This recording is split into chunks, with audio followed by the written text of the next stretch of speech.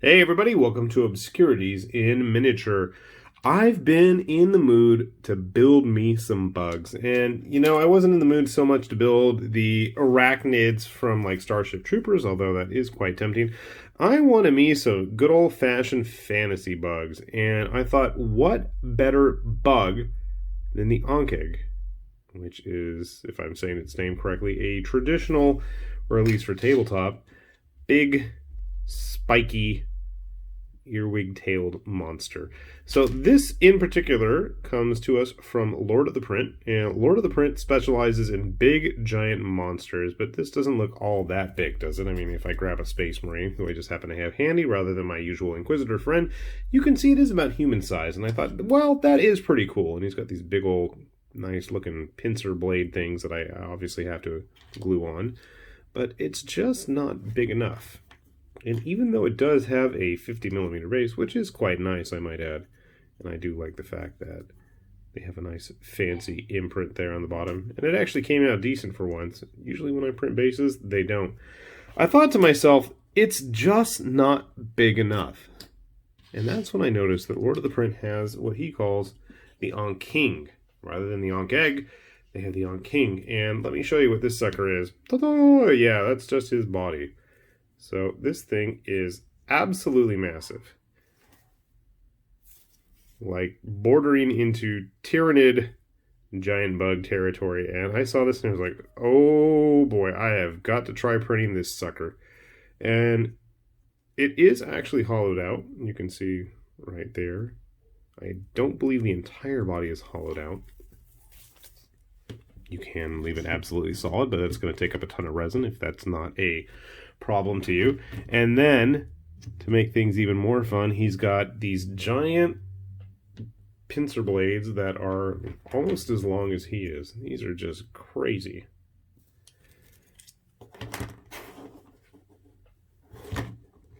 And obviously he does not want to sit up.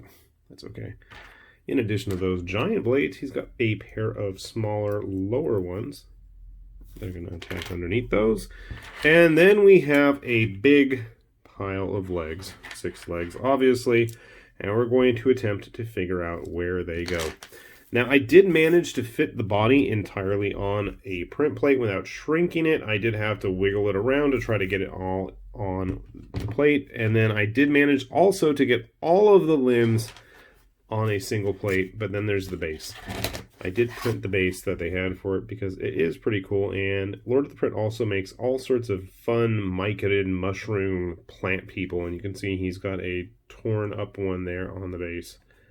I am a sucker for cool custom bases, and it was offered up as a hollowed out one, and this by itself took up the entire plate as well. So I don't even know how big that is. It's probably close to 100mm base. This is going to be a big boy. So I'm going to grab some glue. I'm going to grab some primer because I finally got some, and we will see just how big and crazy our ankheg turns out. Sit tight. All right, we got our ankheg all put together here, and isn't he sweet? Oh, look at that. So I did actually use the base he's supposed to have. I like when people put their little logo on it, especially when it goes with a matching model. Honestly, it's a good size. I don't know how big an ankheg is supposed to be.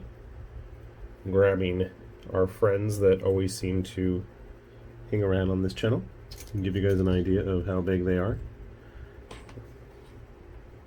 Might make a quick meal out of a goblin.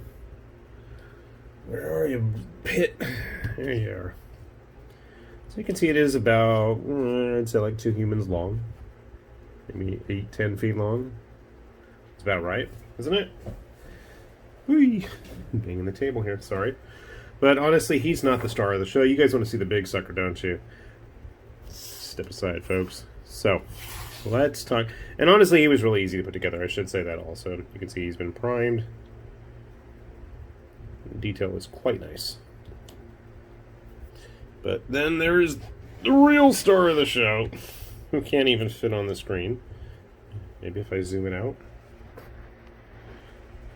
There we go. Okay, now he fits. This dude is huge.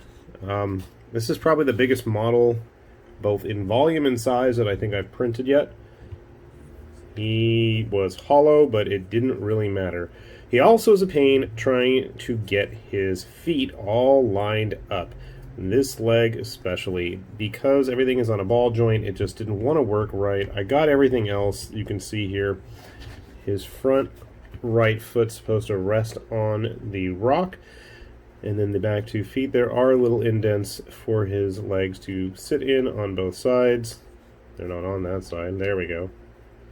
But I missed this one, and then I tried to readjust it, and then I snapped the leg, and it's just going to have to be stuck like that. It's just going to have to make do.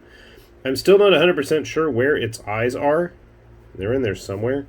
And I guess the one advantage of having the legs completely modular and posable is that if you don't want to use the custom base, you don't have to use the custom base then, but it does have that cool detail of the gnarled up mushroom blight thing just chilling there in half. That's how it's supposed to go. So yeah, he definitely looks like he would be a fun baddie to have in a game of any kind.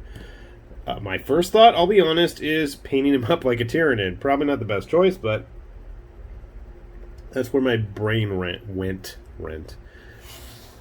I can't remember the name. There are the multi-legged ones with kind of brain bubbles on the sides with the long claws.